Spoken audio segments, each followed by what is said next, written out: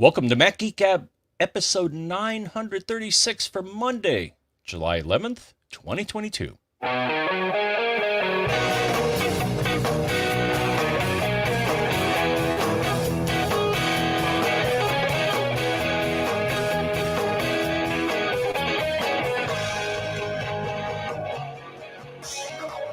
Greetings, folks, and welcome to Mac Geek Gab, the show where the goal is for each and every one of us to learn at least 5 new things. The way we accomplish that goal is you send us your questions, your tips, your cool stuff found. We go through them. We answer your questions. We share your tips. We share your cool stuff found. And that way we kind of have an agenda that helps us serve that goal. We're going to do it today. I know we're going to do it. We'll all keep count. We don't each have to learn the same 5 things, right? That's the beauty of it. Sponsors for this episode include BBEdit from Barebones Software, of course, Zocdoc.com/MGG. That's where you go to sign up for free and download their app so you can find the right doctor nearby for you on your schedule. It's amazing. And HunterDouglas.com/MGG. That's with their custom shades and more. And that's where you go to get your free Style Get Smarter design guide. We're going to talk more about each of these in depth a little bit later in the episode. For now, ready to learn my 5 new things here in Durham, New Hampshire. I'm Dave Hamilton. And here in Fairfield, Connecticut, this is John F. Braun. How are we today, Mr. John F. Braun? Hanging in there. All right. Well, we will continue hanging in there. I think I want to get right to Petter because I am super happy about this first quick tip. He tells us, I remember an earlier episode, Dave, where you explained that you don't use tab groups because they don't work the way you expected them to. When you close the tab, it remained closed. Like the next time you open the group, it doesn't reappear. And this is absolutely right. That's just not the way I would have wanted to use tab groups. Well, Petter says in macOS Ventura, it is possible to pin a tab or multiple tabs inside a group. That way it will stay there forever. Even if you close the tab, next time you open the group, boom, it's all there. I have not dug into this feature of Ventura yet, but I am super stoked to hear this because it might change everything for me. So thank you for that, Petter. Very exciting. Very exciting.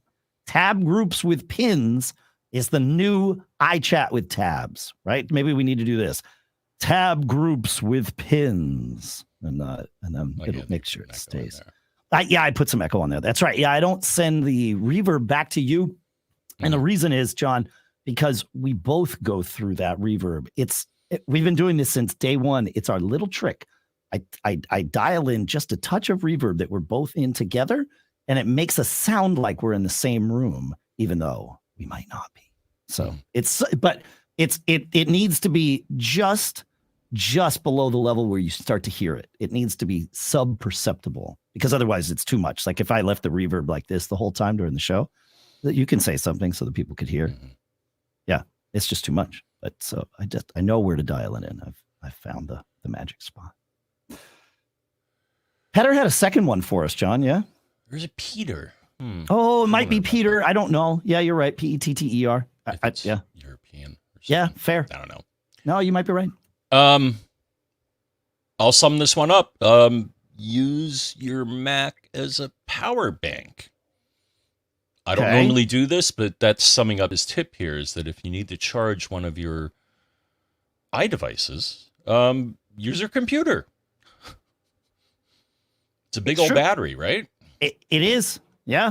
And Petter, I think, pointed out that you can go both directions, or you can, sorry, not both directions. Well, I mean, yes, you can, but your phone's not going to charge your computer, but you can charge your phone with your computer when the lid is closed, when it is quote unquote asleep. Right. That was the tip there. Yeah. I was like, can I do that? And it's like, oh yeah, I can. Yeah. And you tested this on your Mac too, right? Your Intel. He suspected that it was an M1 only thing, but I tried it on my Intel MacBook Pro and it works on that too. So. Great. Yeah. Awesome. All right. James has perhaps an answer to something that came up in the last show. we had a listener who was asking what would be an easy way to sync folders, multiple different folders amongst all of his Macs. And he said, obviously, iCloud was a possibility, but that would mean cluttering up either his desktop or his documents folder with all kinds of things. And James says a solution for that would be using the Apple Stacks feature and syncing the desktop, because that would allow the syncing of the desktop folders via iCloud without having to view a cluttered desktop, because Stacks will sort of automatically compartmentalize things on the desktop there. And so besides having a large enough iCloud account, no third-party tools are needed. And he sent us a great video that Gary Rosenzweig over at MacMost did about Stacks. So that's linked in the show notes now for you all too at macgeekgab.com. Yeah? Good? Where is Stacks? Let's see. So you would go to view. Oh, man. If you are just on the desktop, the view menu has a use Stacks option in the Finder. So make sure you're not clicked on any Finder window. So just click on the desktop, go to the view menu, and choose use Stacks. Yeah. I or see that. As BSD Junkie in the chat says, right click on the desktop and choose use Stacks. That might be a simpler way, or option click on the desktop. There we go. Yep. There you go. Great. Yeah, I didn't see it in the view menu, but I do see it in the right click. Okay. You must have the view menu is very contextual in the Finder. So if you had a window selected, then you don't have the desktop selected, because the desktop isn't ever actually selected, if that makes sense. But yeah, that's probably why I like the right click or option click on the desktop. That's the right way to get there. Yeah. The most consistent way to get there. There's no wrong way. If you can get there, it was the right way. Shall we move on to Craig here, or should we? Sure. So we let me ramble on about semantics? No. So, well, Craig is keeping his eye on the Refurb store, and guess what?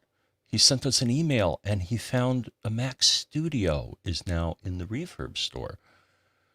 Now, when he found it, which was on July 1st, there was one model. When I went there last night, there are now 10 models of the Mac Studio. Very nice. I'm looking. Yeah, some for under $2,000. So, yeah. Okay.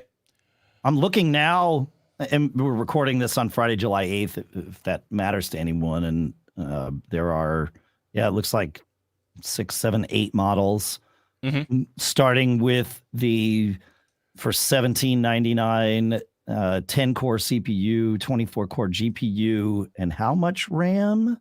32 gigs of memory, 512 gig SSD. So you get the interleaved SSD. There is an issue with the M2 chips when you have just the 256 gig SSD. You don't get quite the speed there because it's not interleaved, but 512 and higher, you get that. We were talking about that. If you joined our pre-show chat at macgeekgab.com/discord, then you would have been part of that. But we like to surface these things and share. So just in case that's one of your 5 things to learn. So there you go. It was one of mine. I learned this morning. So yeah. Yeah, not bad. $17.99. So, and the good news is there are third-party services that will do this for you. And I just looked at refurb-tracker.com, and they have the Mac Studio on their list now. So they're great. So they're with the program. Yeah, RefurbTracker is one of my favorite tools to use, because you can get really specific. Like you could say, okay, I want a Mac Studio, and you start looking at, okay, I want 512 and, or maybe I want 1 terabyte and I want, 64 gigs. And it, like, in real time lets you kind of see what your filters would show you. And then you're like, yeah, okay, great. And it'll even show you if what you just typed in is in stock. And then it starts to get really fun. But you could say, okay, I want a 10-core CPU, and all right, there's no matching product. So what have I done wrong? Okay, I need to look this way, and you'll find your home. Yeah, I like that feature, because typically if I just hop into the Refurb store, and you look at the configurations, it's like, oh, that's why it's in there. Because, you know, like I find that they have, like the SSD is like way too small for my needs. So I'm like, nope, skip that. Yeah. Yeah. No, and it's great. And then you can subscribe to that once you customize your alert, and it will email you when that appears in the Refurb store. And the Refurb store app, we're talking about Apple's Refurb store here. The Refurb store is updated essentially in real time. It throughout the day, stock comes and goes. So it is absolutely worth using something like RefurbTracker. We needed to get a new Mac for Jeff Q here at Backbeat Media. And we decided that an M1 Mini was absolutely the right Mac for him, but we wanted to make sure it had the most RAM it could have and a big SSD so that it would future-proof, because he's someone that keeps his computers for a fairly long time. And it took us a couple of weeks for that to appear in the store. In fact, I started to wonder, wait, are they, getting rid of the Mac Mini? This actually started before WWDC, but then eventually, no, it resurfaced and he was able to grab one, and now he's using it. So yeah, it's good. Yeah. And honestly, Dave, yes? The studio is too much machine for me. Interesting. My next desktop is definitely going to be an M1 Mini. That's plenty of machine for what I do with it. I'm not doing any heavy lifting on this. I mean, audio processing is probably the heaviest lifting, which isn't really that heavy. Actually, I would guess that doing the video for the live video stream for our Mac Geek Gab show which happens to be the show we're doing right now, is probably the thing that uses the most CPU for you. Yeah. Yeah, I'm looking right now, and Google Chrome is the largest consumer of processing right now. Well, maybe 2022 is the year that we each move our podcast production machines to Apple Silicon, because we're both on Intel. In my studio, I'm on Intel, and it's the only Intel machine I have left. But I'm confident in Apple Silicon that I would do it. Now I guess I guess now I'm at the point where I have to decide: is it a Mac Studio or is it an M1, like a Mini, like you're saying? Because I think the Mini would be plenty of power for me. The question is, do I spend a little bit extra and future-proof myself with a Mac Studio up here? I mean, I think I know what the answer is going to be. I'll probably go with the Studio up here, would be my guess. I don't know. But like you, I don't think I need it. I think it is more machine than I need. So it's good. And it's chunky. I mean, sort of. It's just a little tall, but that's fine. I've got room on the desk here. I got to get a new desk here. I got to rejigger my studio. In fact, I did rejigger my studio back in March. My family was gone for a weekend, and it was the beginning of South by Southwest, and so I was here for the beginning of it. And then I obviously went to Austin for sort of the second. I was home for the first third of it, let's say, and then the remaining 2/3 I went down to Austin in person. But I was watching keynotes and sessions and even some movies from home here, and we talked about a lot of those on the show. But one day I was like, okay, well, I'm going to put movies on like my laptop here in the studio, and I'm going to rejigger the whole thing, because I've got this better like wooden desk behind me as opposed to this plastic thing that I've been on for 17 years. It's time. So I ripped everything off of both of the tables that are up here, the one that you see behind me if you're watching the video, and then the one that you don't see because it's the one my computer's on. And I set it all up on the new desk. I moved everything around, John, and then I realized the new desk isn't wide enough to like fit all my monitors and speakers and everything.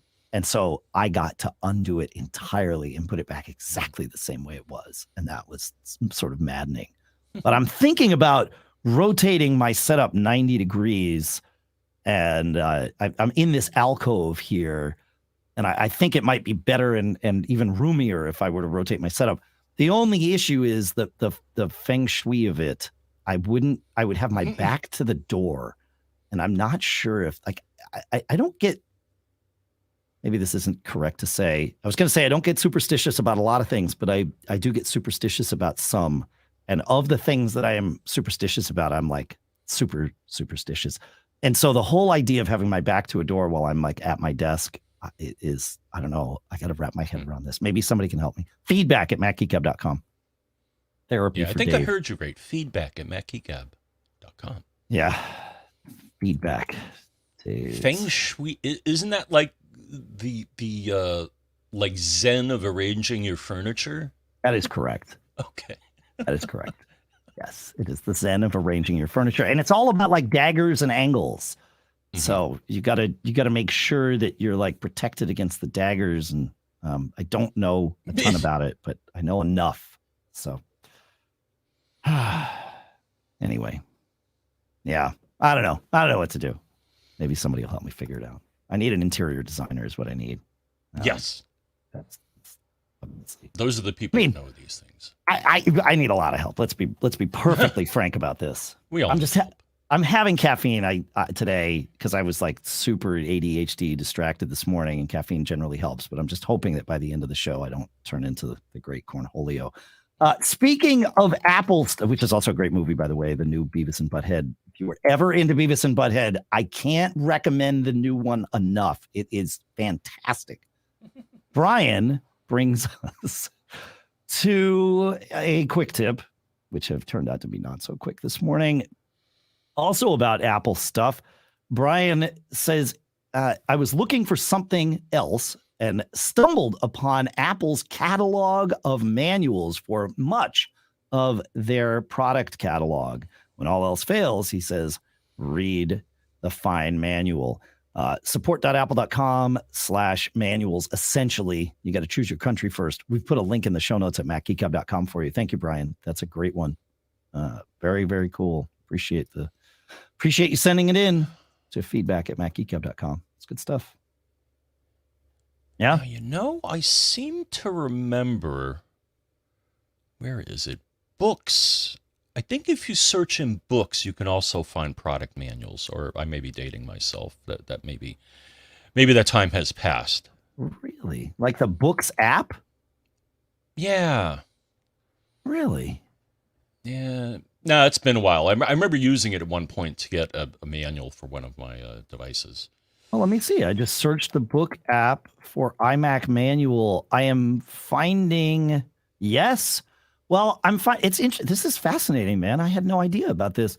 I am finding there's a bunch of books that you can buy from third parties that, are to teach you how to use an iMac, which is great. But the first two that come up when I search for iMac manual are from Apple Inc., and they are free. One is iMac Essentials, and the other is iMac Pro Essentials. This is fascinating. I had no idea that this existed. Huh. And I'm looking at mine here, and the first two that come up on mine are HomePod User Guide. Okay, that's nice. Yeah. Not HomePod Mini, but HomePod. I don't know why, because I don't have a HomePod, but I do have a HomePod Mini. Right.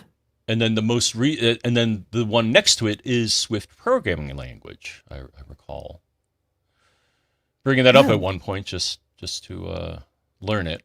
Yeah, I'm searching on the web here. I took the link from books, and I'm just looking on the web here at more books by Apple Inc. And there are, there's the iPhone user guide for 2020, the iPhone user guide for 2021 with iOS 15.5.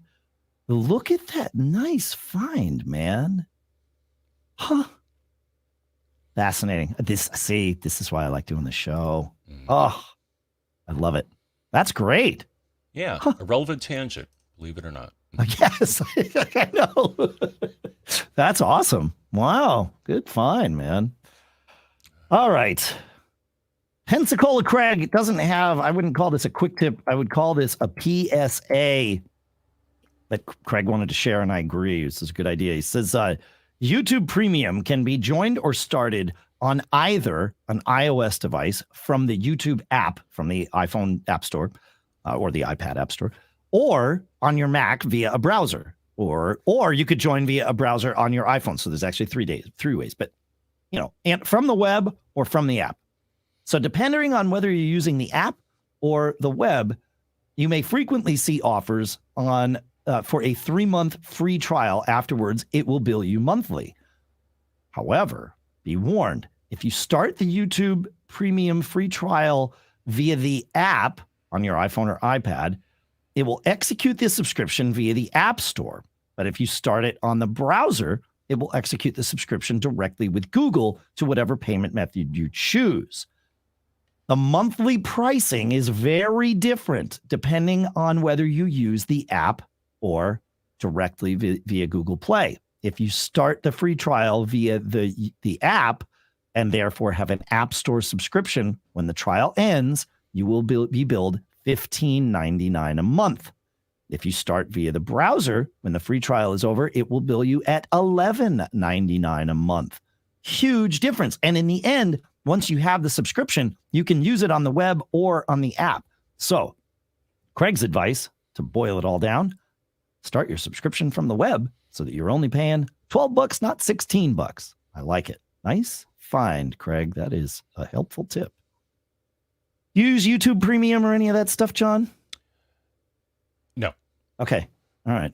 Yeah. And you're still on, like, I'll call it terrestrial cable. I don't know what the right term is anymore, right? For your TV, you're not using like Fubo or any of that, right? So I have cable. Yeah, cable through Optimum. Sure. Okay. And I do all my services through them currently. Sure. Yeah. Okay. So I have phone, I have internet, and I have TV with them. Right. And the cost keeps going up, which is aggravating. Of course. Yeah, I gotta call and yell at them again. Saying, oh, we got you in touch with like rate? the fiber people though. So maybe that's the trick. Oh, Optimum is actually offering fiber as well, as I think Frontier is. Yeah, everybody. Yeah, so these new guys came into town, and then all of a sudden, all the other guys that have a fiber backbone, anyways, were like, "Oh yeah, we're offering fiber too." Yeah. Yeah. Like Optimum actually offers a 1 gig up, 1 gig down plan for like $50. So I gotta get with that. Yep. Yeah, we talked about this. The thing is that I'm gonna have to install whatever you call that thing. You don't have to install it at all. They'll do it for you. Oh, I know, but I'm not going to be using my cable modem. Though I may have it as a backup. You never know. That's what I'm doing now. I mean, I keep the cable modem as a backup with like the slowest speed they'll sell me. But given our recent conversations, I think I'm going to try and move that to a completely wireless backup solution. So you have a load balancer or anything, or how do you architect that? No, I mean, yes, my router, my Synology router is capable of load balancing. Right. Okay. But I only use it for failover. I don't use it as a load balancer. I just have it only fail over to the cable modem if my fiber connection actually stops working entirely. So which is fine. I mean, my fiber is, it's gigabit symmetrical, so I don't need to bond the speeds of the two of them together. That's not the point. That's not why I'm paying for cable. It's just as a backup so that I have something. Right. If and when. And it was really only because I had an issue with my ONT, which is the analog to a cable modem for fiber. That's the little box that they would install in your house, John. But otherwise, yeah, I don't know that I would. I don't know. It's kind of nice having it. It's a nice insurance policy. Let's put it that way. All right. Should we? Well, we have some questions to do. We've got a bunch of cool stuff found that I really want to get to as much of that as we can. The next thing I want to do, if it works for you, Mr. Braun, is talk about our sponsors for today. Sounds good. All right. Hey, who doesn't love to live well, to be perfectly at ease, in comfort, and in style? Good news. Our sponsor, Hunter Douglas, can help you do just that with their innovative window shade designs, gorgeous fabrics, and control systems so advanced they can be scheduled to automatically adjust to their optimal position throughout the day. You've got to go and visit hunterdouglas.com/MGG to really see the way these shades diffuse harsh sunlight and cast this great glow across the room. You can see how you can enjoy the view outside the window while protecting your privacy inside. And these shades have fantastic insulation that keep you warmer in winter, cooler in summer, and even lower your utility bills. And then, like I said, they can automatically adjust to their optimal position. That's using Hunter Douglas's PowerView technology. It's very cool. You can control it with your phone. You got to check this out. Visit hunterdouglas.com/MGG today for your free Style Get Smarter design guide with fresh takes, creative ideas, and smart solutions for dressing your windows. hunterdouglas.com/MGG for your free design guide. And our thanks to Hunter Douglas for sponsoring this episode. All right, so before you book any brunch, you pore over the lists and lists of reviews, right? So why do you not do the same when you're booking a doctor's appointment? Well, with our sponsor Zocdoc, you can see real, verified patient reviews to help you find the right doctor in your network and in your neighborhood. After all, finding the right doctor is just as, if not more, important than finding the right plate of Eggs Benedict. Zocdoc is a free app that shows you doctors who are patient-reviewed, who take your insurance, and who are available when you need them. On Zocdoc, you can find every specialist under the sun. So whether you're trying to straighten those teeth, fix an achy back, get your mole checked out, or anything else, Zocdoc has you covered. And Zocdoc's mobile app is super easy to use. It's as easy as ordering a ride to a restaurant or really anything else. I mean, we use our phones all the time. Go to Zocdoc.com/MGG and download the Zocdoc app for free. Then start your search for a top-rated doctor today. Many are available within 24 hours. That's ZocDoc.com/MGG, Zocdoc.com/MGG, and our thanks to Zocdoc for sponsoring this episode.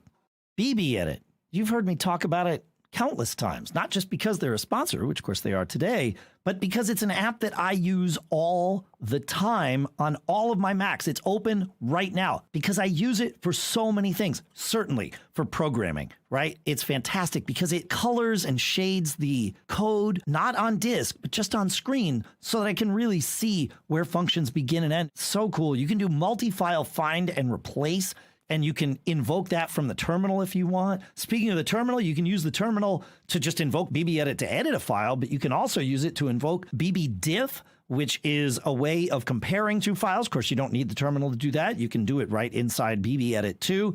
It's amazing how well they have made BBEdit just be your tool for everything to do with text, not just coding, but yes, also coding. They've got a generous eval model, 30 days of full function to try out the app. And if you haven't checked out BBEdit 14 yet, doesn't matter if you've checked out a previous version, you get a new 30-day eval period just for you. Discounted upgrade pricing if you're an existing BBEdit customer. Visit barebones.com. You're going to love it. And our thanks to Barebones and BBEdit for sponsoring this episode. All right, we were talking about backups. We were talking about our backup cable connections, and Gray has a question that sort of goes in a different direction, but similar. I recently had a whole house surge protector installed and was wondering whether I can toss the UPS battery backup unit serving my flat screen, Apple TV, and Xfinity cable box. My wife says it's ugly. I was concerned about brownouts. Do whole house units do power conditioning? So it's a great question. And you're asking the right question, Gray. Whole house units generally, surge protectors in general, will only condition the power in one direction, right? If too much power comes in, a surge protector can, and hopefully will, dissipate that extra power and bring it down to a level that is safe for your electronics.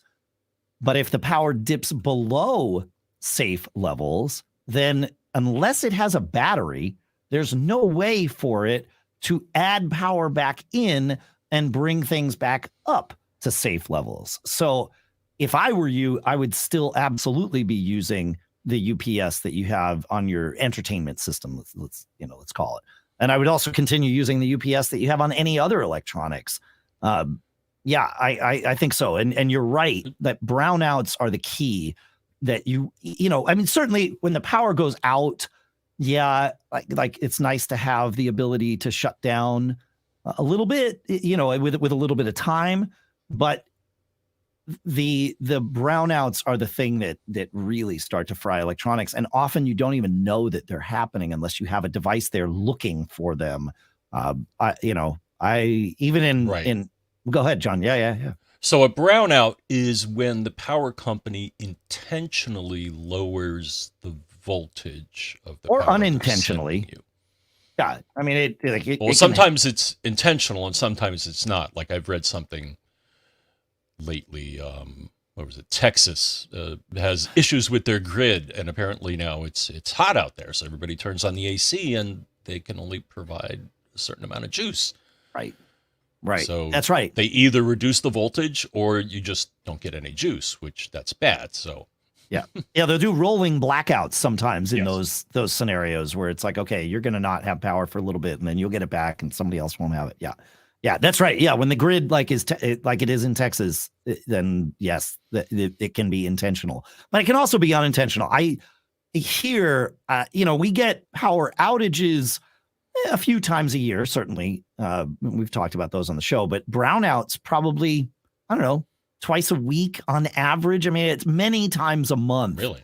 Yeah. And that's been true everywhere I've lived. Maybe a couple times a week is overstating it. It might, but it's certainly, 2+ times per month where I will get a dip. And I see it happen when it's windy outside and something just like pushes against the power lines and causes like a little, a rejiggering in the moment. Nothing turns off, clocks don't reset, but my UPS kicks in, and then I get a notification from it because I have my UPS. I keep it hooked up. I have lots of them because I have one on the TV, I have one on each of my computers, and I have one on my router, and then I have another one on my Synology, and the one on my Synology is also plugged in via USB to my Synology, and it'll send me a little alert when it kicks in and when it doesn't. And it's certainly multiple times a month. And often it will be, 5 times in the same day if there's any kind of storm, lightning, wind, because all our power lines are above ground. So they're susceptible to a lot of things. I highly recommend we all have these things on any electronics we care about. For your laptop, not so much, right? Because you kind of have a UPS built in there of sorts. Still good to have a surge protector so that you're not frying your charger, but your laptop's got a battery in it. So if the power dips, well, it's not that big of a deal. That's kind of what it's for. So yeah, but on your desktop computers and stuff, and your TV, especially your TV, that would be, I put them on everything. I think it's an easy thing to do, relatively inexpensive. So the answer is yes, for me. Okay. Yeah. A friend of mine who I went to school with and recently came out. Yeah. With his wife. He lives in Arizona. Yep. And we were talking. Apparently, in his neighborhood, all the power lines are underground.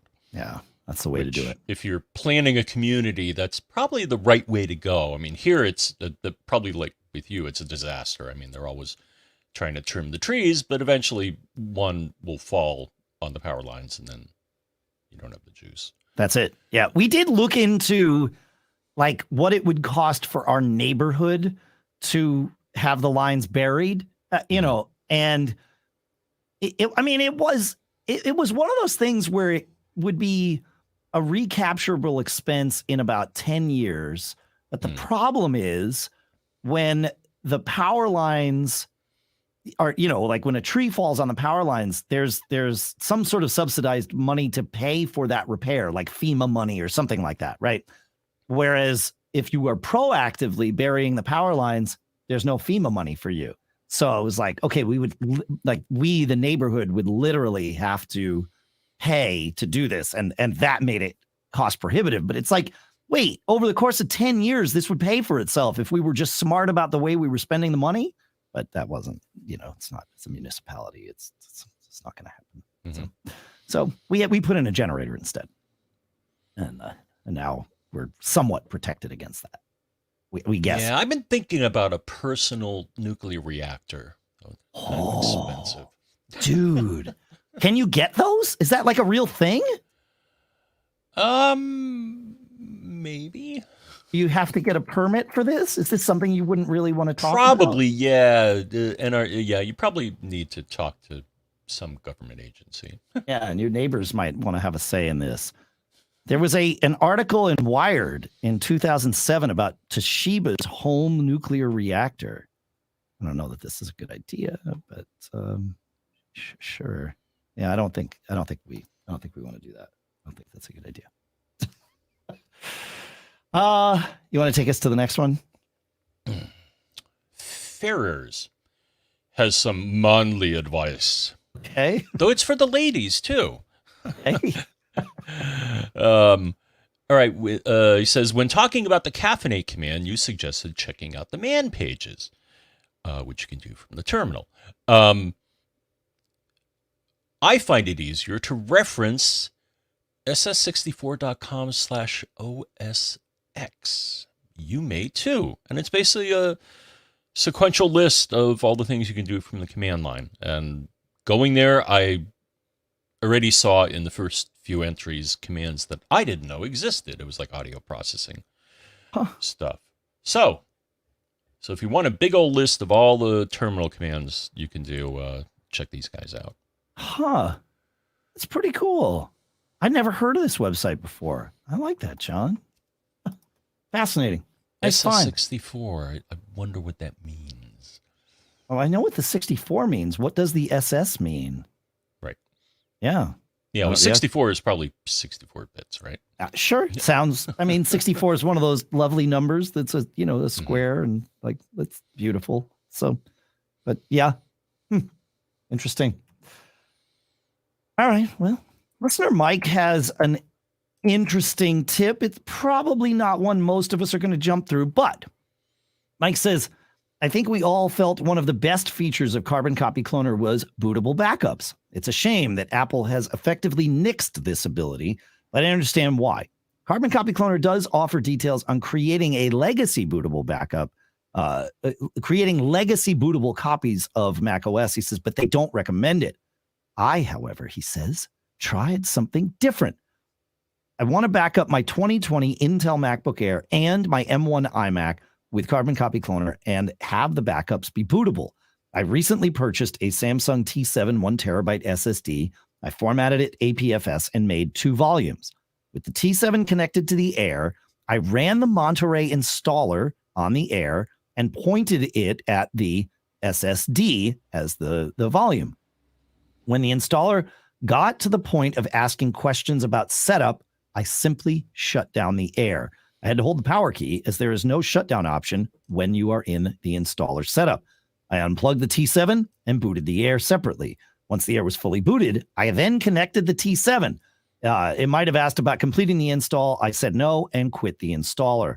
I then set Carbon Copy Cloner to perform a full backup of the Air to the T7 Air volume, upon which I had just installed Monterey. When this completed, I was able to boot the Air from the T7 backup, and it worked like a charm. He says, I then repeated this process with the M1 iMac on the second volume on that same SSD, and it was also successful. He says, when the OS is updated, though, I will have to boot from the backup and go through the standard OS upgrade process, as Carbon Copy Cloner cannot write to the system volume. This is fascinating. Okay, so you install the OS, and then you do your Carbon Copy Clone, and then now you have a bootable. So this is the beauty of, it's janky. Don't get me wrong. It shouldn't have to be this way. But what he's doing here is leveraging the beauty of those split volumes, right? Because the way our Macs work now, even though we see it as one volume, it's presented to us as one volume. There's 2. There's the system volume that contains just the system. And then there's the data volume, which has all our apps and our preferences and our everything else. And Carbon Copy Cloner is just effectively copying the data volume from one, volume to another.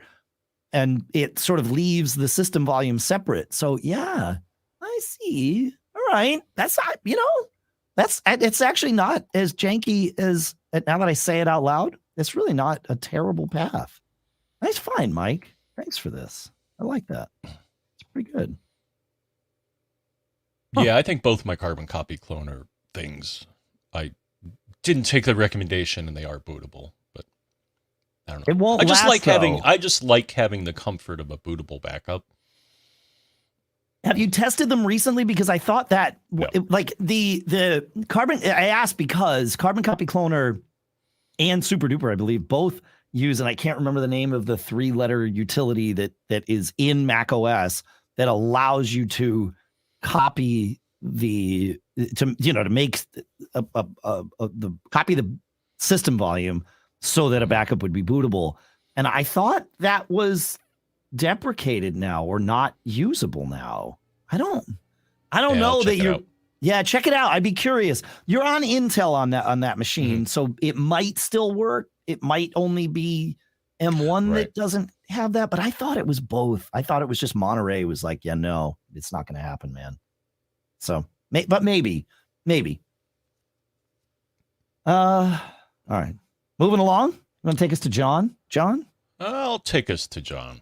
All right. And John says, now that traveling is starting to become a thing again, I've had my first trip since moving over to USB-C. It might seem obvious, but things don't always work as you expect, so thought it was worth mentioning that I managed to use a Ravpower 65-watt charger that has 2 USB-C ports to charge all of my devices. And the scenario is USB-C port 1 goes to an iPad Magic Keyboard, which goes to an iPad Pro USB-C port to MagSafe battery, and then goes to the iPhone. Okay. Wow. And then USB-C port 2, USB-C Apple Watch fast charger to Apple Watch Series 7. Okay. I have 2 spare USB-A ports that I can use for my other things like AirPods and Anchor battery pack. The most impressive thing that the way you can chain the iPad Pro when attached to the Magic Keyboard to the MagSafe battery, which also charges the iPhone. And it minimizes the cable and sockets required. Okay. So he's using, I mean, he happens to be using this Ravpower thing, but effectively 2 USB-C power delivery ports are able to be leveraged because of the way he's chaining these things together. Huh. Hey, that's pretty cool. Huh. Yeah, so the iPad Magic Keyboard to the iPad Pro USB-C port to the MagSafe battery. That's the part I'm not understanding, because the iPad Pro only has 1 USB-C port. How are we getting from the iPad Pro to the MagSafe battery? I get how we get from the MagSafe battery to the phone. That makes perfect sense. But how are we getting from the iPad Pro to the MagSafe battery? That's the part wouldn't that take, like, isn't that the part where you can chain the iPad Pro? Oh, because the Magic Keyboard has 2. Right. Got it. Oh, see, that's really, yeah. Okay. So the advice here is look at everything you've got and think about different paths that you can string everything together. Oh, okay. I get this now. I like it. All right. Yeah, because I suppose I do something similar with when I travel, John, is I have a, whatever kind of power source I have, some USB-C power delivery thing, right? And then I connect that to like the USB-C, the OWC USB-C travel dock, and then that connects to my Mac and charges my Mac. But the travel dock has a bunch of USB-A ports, and I can plug an A to Lightning cable in, and then that'll just charge my phone, regardless of whether my Mac is plugged into the thing or if my Mac's even there, right? So you can start like doing similar things. I like the way listeners John is thinking. It's good stuff.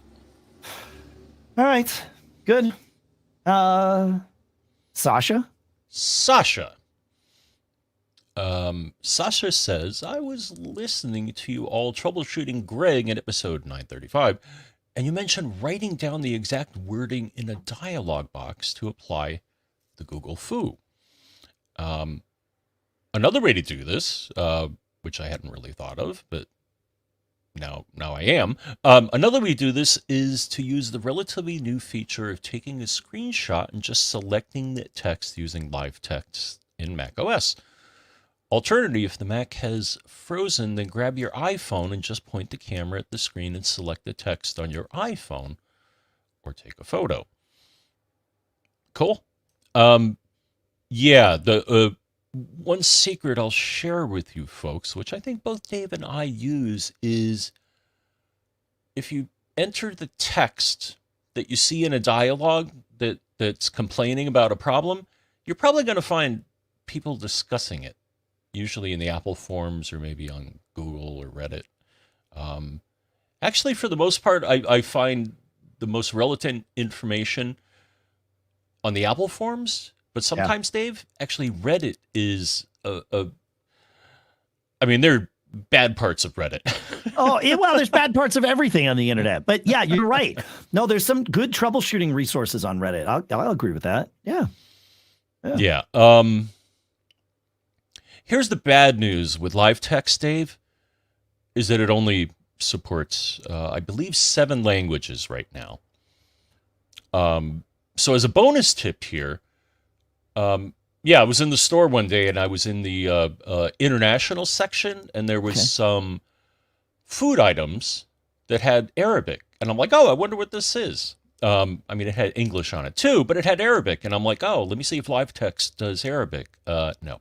Not yet. Okay. All right. Okay. But Google Lens does. So.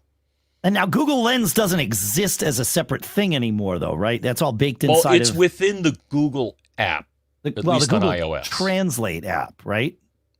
No, it's just the Google app. Are you sure? Because I use it inside the Google Translate app and hit the little camera thing. That's how I've done it. But are you using something different? Are you using? No, I'm using the Google app. Huh. I mean, I have Translate, but yeah, in the Google app, there's a feature that lets you take a photo, and if it sees certain languages, it'll translate. So. Right. Yeah. I mean, a Google Translate app does the same thing, and so does Apple Translate, but again, less languages. But yeah, when we were in Greece, I was routinely using Google Translate. And the nice part about the Translate app is you can actually go in and tell it to download the languages ahead of time. So you're not relying on, a data connection to do the real-time kind of, translations, which is super handy, especially with Greece. Greece, since as they've recovered from their economic collapse in 2008, tourism has become a huge business in Greece. So it's fairly easy to travel there as a non-Greek speaker. But I will say, most places have signs in both Greek and English. Unlike, say, Spain, where signs are in Spanish or Catalonian and English. But the lettering, the Spanish lettering, is mostly the same as English lettering. So you can read a Spanish word often and be like, oh, okay, I think I understand what that might be. With Greek, so much of it is, it's completely different character alphabet. Spend a little bit of time learning how to sound out Greek letters, because they don't, if you're used to, English letters, they don't sound like you think they sound. But as soon, and I didn't think about this ahead of time, but my son mentioned it one day. He's like, oh yeah, I'm just like translating the sounds of the letters and sounding out these words. And as soon as you start sounding things out, it's the same kind of thing. It's super obvious what most places are. Like 80% of them use words that sound like the words we would use. So learning how to sound those out and hear how words sound when you read them on signs it was a fun exercise, but it was also super, super valuable if you happen to be traveling to Greece. I've had like 5 friends travel to Greece this year already. It's become it is now a pretty popular place. So. And it's a gorgeous place. I highly recommend it. Can't wait to get back. But I also can't wait to get the cool stuff found, John. You want to kick us off there? Yes. I think we have Greg is up first. Yeah. Right. So Greg has one that I got to try out here. Cool stuff found. For those of you that are fans of dark mode, this extension is great. I think it's available for iPhone and Mac. It can enable dark mode on all websites or only specific websites and customize it to dark or black. And the app is Noir, Noir. Yeah. Dark mode for Safari.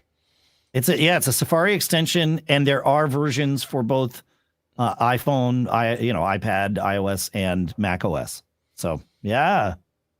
Yeah, I should check it out, because the one thing that I find jarring about dark mode is that it doesn't work in Safari, and I don't know why Apple has not enabled that feature. So wait. No, dark mode works in Safari, but Really? only if the website has been written Right. to adapt to back and forth to dark mode. Yeah, for sure. It's not. I say it's not a terribly complex thing to do. I might be underselling it a little bit. It's fairly easy to build like a CSS profile that a cascading style sheet profile that is used for dark mode versus one for light mode, just for the colors. However, it can be quite an undertaking to go through the website and make sure you've caught everything, so that one part of it doesn't look like you're looking at a film negative or something, right? Like in dark mode. So you may get some of that with Noir, I would think, but maybe not. Yeah. Interesting. I like that. Yeah, I might have to put that on my laptop. I wind up using dark mode at night on my laptop pretty regularly, and on my phone. I hadn't thought of. This. All right, cool. I like it. Yeah, cool stuff found. Thanks, Greg. Thanks, John. What do we have next? Oh, yeah, Adam over at MacCast. He was actually answering a question from a listener, and let's see. The listener had asked. Oh, shoot. No, I got my screen in the wrong spot. Lately, I've been taking pictures of recipes and trying to get them to format from columns to the usual paragraphs. Do you have any advice on apps to manage recipes? And Adam recommended Pestle, Pestle chef.app. And he says he loves it. And so do over 10,000 other people. So maybe, a subset of Adam's listeners are all the users of Pestle. But you can import recipes from everywhere, and then it'll even give you step-by-step directions for cooking based on the recipe. Wow, that's pretty cool. Very cool. Yeah. So thanks, Adam. Good stuff. Fun, huh, John? Indeed. Want to take us to Steve? We're banging through these cool stuffs found. I like it. Got lots. All right. Steve says, I just discovered an open source free remote desktop app. Yeah. Rust Desk at, not surprisingly, rustdesk.com. It runs on Mac, Windows, Linux, and has iOS apps for clients. It can run out of the box without much config. You have to give it the expected screen record and accessibility control permissions, and can be easily set up to help a remote user. They just download the Rust Desk app and give you the connection ID, just like TeamViewer or AnyDesk. You can also just have it running on your own machines for remote access. Best of all, it's totally free and installs quickly. Even better, if you're worried about security, you can even self-host the server. Oh. Huh. That's cool. I like it. Thanks, Steve. Good stuff. All right. Yeah, okay. Sure. Bill has one in the same realm called Splashtop, which I think we've mentioned years ago. Bill says, I've tried every product and hack over the years. The best one I've found is Splashtop. I not only use it personally, I've implemented the commercial version at my workplace. It's made IT support a snap for both home and work. I have 3, sometimes 4 computers at home that I remote to from anywhere with Splashtop. It's so much better than LogMeIn that you often mention. Please go to splashtop.com, he says, and check it out. I pay $17 a year for Splashtop Personal. He says this is a product that should even advertise on your show. He says it's that good. All right, well, cool. Well, somebody doesn't need to advertise for us to talk about it. If you say it's good, Bill, then we're in. That's great. Amazing. Of course, if it is good, we'd happily talk with them about advertising, but that's not why we talk about these products. We talk about them because they will help. So yeah, cool. Splashtop, John. All right. I have a cool stuff found or two to use to mention, John. It's, we've been able to be outside because it's warm now. And I've been riding my bike a lot again.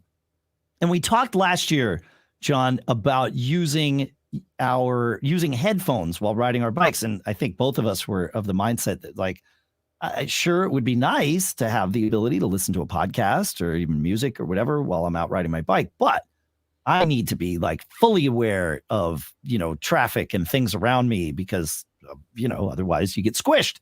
And so I have been using the OpenRun Pro bone conduction headphones from the Shokz people. John, this is life-changing. They do not even touch my ears. They go around my ears and just touch sort of the front of my just in front of my ear, the little bone that's there. And I mean, it's not you're not going to get studio quality sound out of it, but that's not the point. You're out riding your bike. But I can hear podcasts perfectly clearly without having a crazy volume level. And the first day I tried it, I rode my bike out of my driveway and headed out into the neighborhood. And one of my neighbors was walking the other direction. And I said hi to him and he said hi back. And it was I could hear him because he's right there and I have nothing covering my ears. They're $180 on Amazon. They fit comfortably, even with a bike helmet on. And it's pretty amazing. Super lightweight. It's this to me, this is the answer for, riding your bike with headphones on, John. So I highly recommend, man, because I like you, I don't want something in my ears or on my ears while I'm out on the streets, or even in the woods. But yeah. No, I'm with you. And it concerns me when I see bike riders that are wearing earphones. I always assume they're using some sort of transparency mode, right? But yeah. I would hope so. Yeah. I'm I don't think you're quite aware of what's going on around you. Yeah. Yeah. Yeah. How could you be, right? Even with transparency mode, there's lag, right? Because it's a microphone pushing it into your ear. I realize it's not that much lag, but that whole spatial awareness thing is very timing sensitive. And so I don't know. Maybe I should have tested, but why bother? These things exist. Bone conduction, man. Plus, that's cool. Yeah. Bone conduction. Yeah. The other thing that gets me is seeing people that are on their iDevices while they're riding their bike. I'm no, don't do that. What do you mean? Like using their phones on their bike? Correct. While riding their bike in motion, they're fiddling with their phone. I'm seems I don't know. I ride my bike to kind of get away from that stuff. I'll be honest, the first bike ride I did with this, I was not sure if I even wanted to bring a podcast with me, because a lot of what I enjoy about getting out on my bike is sort of getting away from, from all the tech. However, I do find that I get less the distraction of someone else's thoughts in addition to my own is nice for, the grueling moments of a bike ride when you're, pedaling uphill or whatever. It's so I think I've been using it about half the time that I've been on my bike. If a show ends while I'm riding, I won't stop my bike or pull out my phone while I'm riding and, start the next show. I'll just kind of let the silence be my, my friend at those moments. But yeah. Speaking of being outside, John, there is the unfortunate addition of mosquitoes, especially in our, more humid climates here. And we were at I think a PepCom, and we met with the folks from a company called Bite Away. And they have this little $30 thing. It uses heat to to essentially, I'm gonna oversimplify and perhaps even completely misstate this, but it uses heat conduction to cook the poisons or whatever inside the bug bite that you have on your skin to eliminate the itching, the stinging, all of that good stuff. And it does it within 5 seconds. These folks have been like, they're these crazy German scientists, and I say crazy in a good way, that have been researching this stuff for a very long time. And I've tried all kinds of these things over the years, John, with kids and everything. This one absolutely works the best. It's amazing how well this stupid thing works. And I say stupid because it's like, you would think, like, why would it work better than all the rest? I don't know why. They know why. That's why they made it. But yeah, it's it's amazing what it does. So, and it works. It feels safe. FDA cleared. So yeah, man, good stuff. Of course, if you want to completely get rid of your mosquitoes, our friends over at Thermacell are the way to go.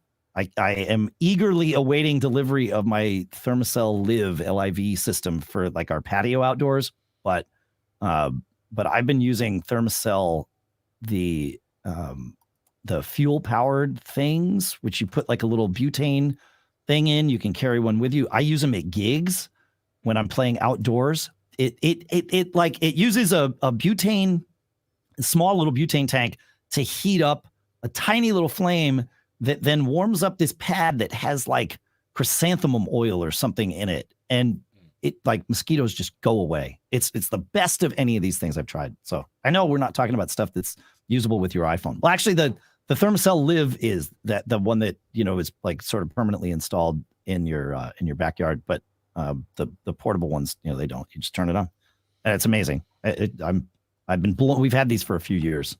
When we first mentioned Thermacell on the show, it was far and away the most popular of any of the non sort of computer related things we had mentioned in a very long time. So highly recommend it. All right. Should we get back to the computer related things, John? Yeah, why not? Okay. Who's next here? Alexi, I suppose. Alexi brings us right. We were talking about the term for, doing the dangle thing with your cables. And Alexi said he heard your suggestion, John, of using duct tape to give the cables a little, put a little tackiness there for the cables to stick to. He says he really likes the Blue Lounge CableDrop Multi for this kind of thing. What it is it's a little piece of well-formed rubber or plastic that sticks to your desk or whatever. I had one of these. It wasn't the Blue Lounge CableDrop Multi, I don't think, but something similar to this. And it has little slots in it for cables. So you just sort of pop the cable into the slot, and then it just holds it there until you need it again. It's a simple little thing. They sell it for like $9. So it's the Blue Lounge CableDrop Multi. I think I'm probably going to order a couple of these to have one on my bedside table. Although I charge my phone with MagSafe, but I'd still have to charge like my iPad, and I do have a couple of cables next to the bed. So it would be nice to have them tidy and where I want them to be every time I look. So CableDrop Multi. It's a pretty good idea, huh, John? Mm-hmm. Uh-huh. Okay. What's next? Lawyer Jeff. Lawyer Jeff. He said, if this makes it into the show, then it will be my 7th recommendation to do so. How do I know that? Well, my cool stuff found is listennotes.com. That's 2 N's in the middle. It's a free podcast search engine. By entering Mac Geek Gab and Lawyer Jeff as my search terms, I can find all 6 episodes in which I've been previously mentioned. Well, it will be 7 once this one goes live. He says another cool feature is the listen score. According to listennotes.com, Mac Geek Gab is one of the top 0.5% most popular shows out of 2.8 million podcasts globally. Of course it is, Jeff says. The best of car talk somehow manages to be in the top 0.01%. He says, but I'm confident you guys are gaining ground quickly. Well, we gotta have goals here. So I'm gonna look this up. So Lawyer Jeff and Mac Geek Gab, and let's see what happens here. Yeah, sure enough. Oh, it says 16 results, Lawyer Jeff, not 6, but maybe I'm not narrowing it down the right way. Yeah, probably not. I don't know, but we'll see. I could even get a notification, kind of like the thing on RefurbTracker, John. You can put in search terms and then have it notify you. That's actually not a bad idea. Interesting to get notified, like when people talk about Mac Geek Gab. Huh. Very cool. All right. Yeah, top 0.5%. All right. We have a listen score of 57, John. I don't know what that means. I hope it's not terrible. I don't know. I don't know. All right. Let's Why do they do what they do? I mean, probably because it's helpful. It's a pain in the neck searching podcasts only.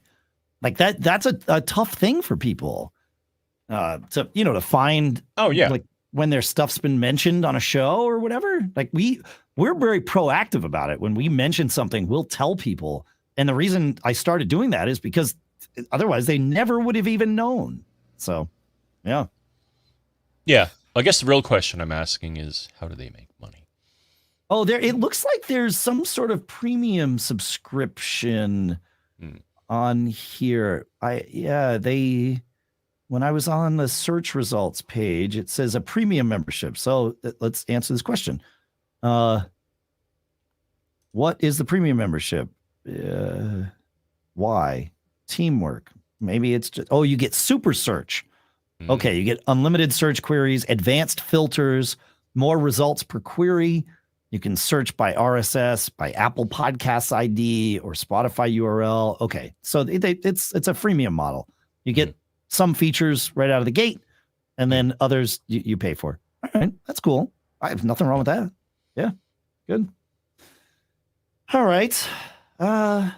John, I have a new toy that I've been using down in the office, and instead of talking about it, I'm going to play a recording of me talking about it because it is the new Tempest USB condenser mic from 512 Audio, and I have no idea how I entered this, how I started this thing. So we'll see what I said. All right. Well, here I am on the 512 Audio Tempest. Is a USB microphone condenser. 512 Audio is the sister company, sister brand, maybe I think is a better way to say it, to Warm Audio, which is known for creating fantastic replicas of vintage microphones. And this one follows along with that, although 512 doesn't brand their stuff as being these clones, if you will, though it's I think the same engineers and all that good stuff. So this is the similar in design and profile to the Warm Audio WA-47 Junior, which in and of itself is a clone of the sort of classic U-47 tube microphone. I am recording this from my office, and that is not the environment in which I normally record this podcast.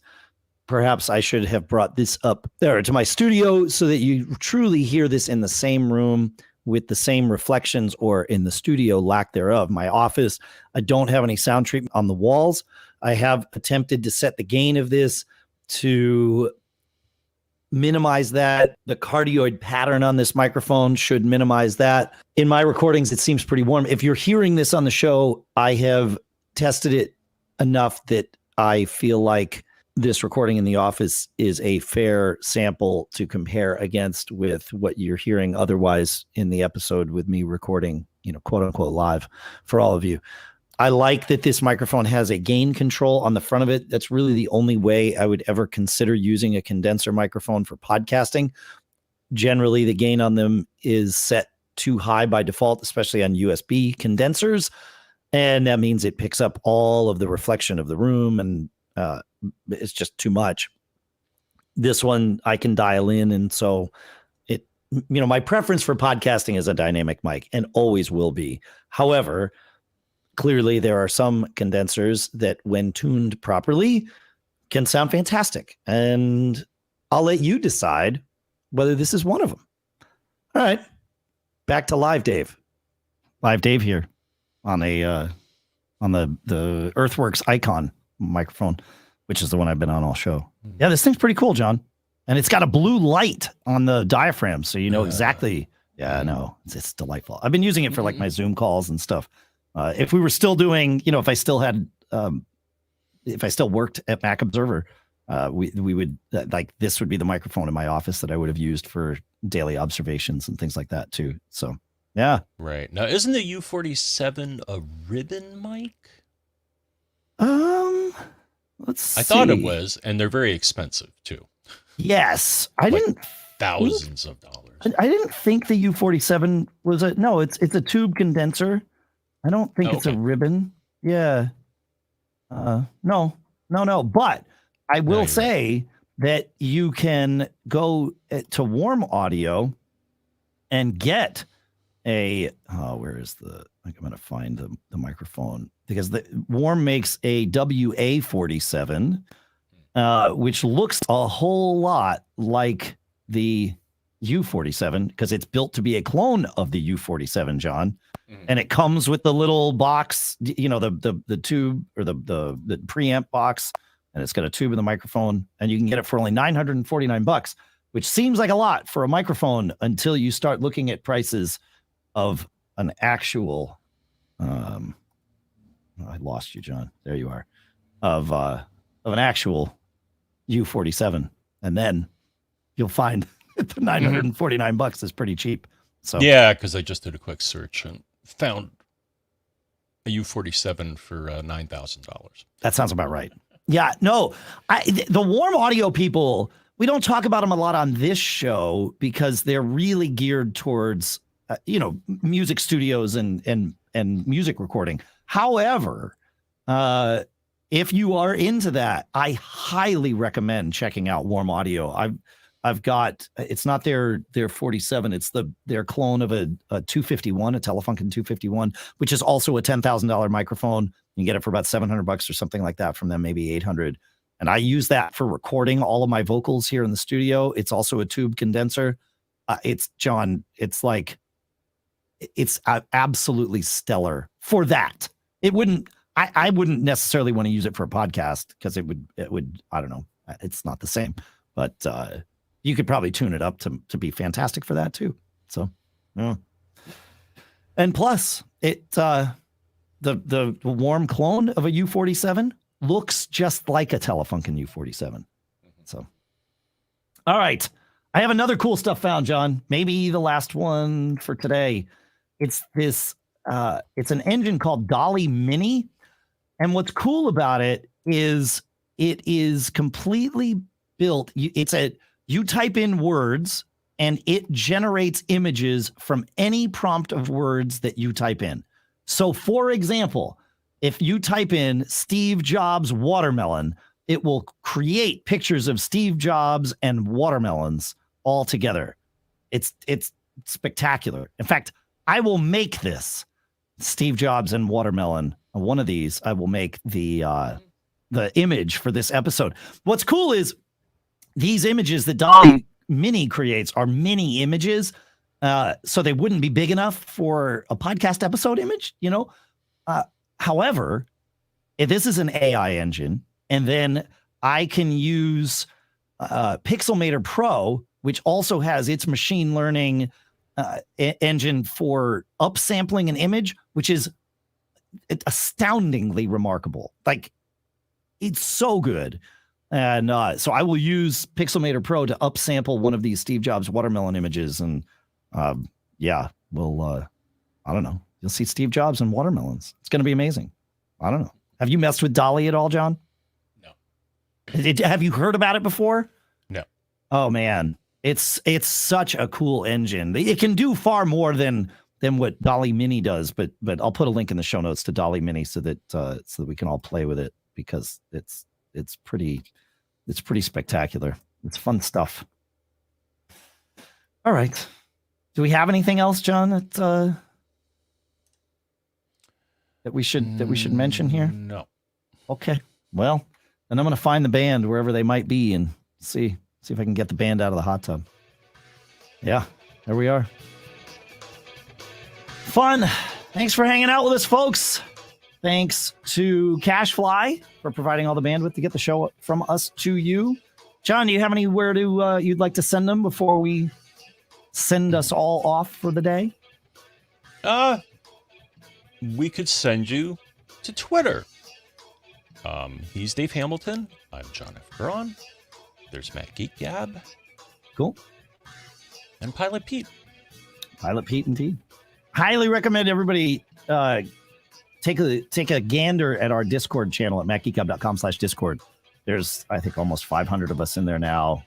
And over 500, it turns out. And it's it's really very quickly becoming our Mac Geek Gab home, where we can just be us and talk about the things that matter. We're answering people's questions, and it's wonderful getting everybody together. So it's we've got 500, which means we're maybe 1% of the way there of getting everybody that listens on board. So we'll get there. It's fun. It's great. Really great. Lots of questions being answered. In fact, we got to start taking the questions we're answering from Discord, John, and putting them in the show, because questions are very clearly moving from email to Discord. I've noticed the email volume going down as the Discord volume is going up, which is great. It's fine. It's great to have questions in both places. The nice part about Discord is you get the benefit of the Mac Geek Gab community's answers in somewhat real time, right? Because it's just a chat engine. So you're free to keep emailing us, feedback at macgeekgab.com. Of course, that's never going to go away.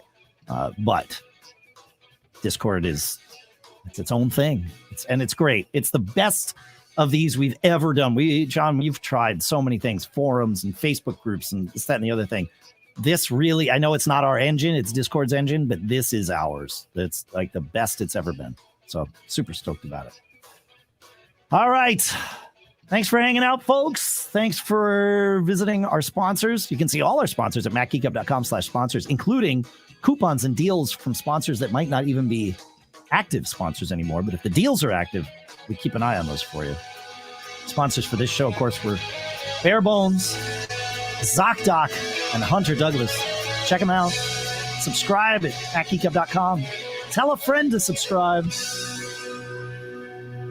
And John, while we're out there enjoying our week, I would like to wish you and me and everyone a little bit of advice, and that we don't get caught.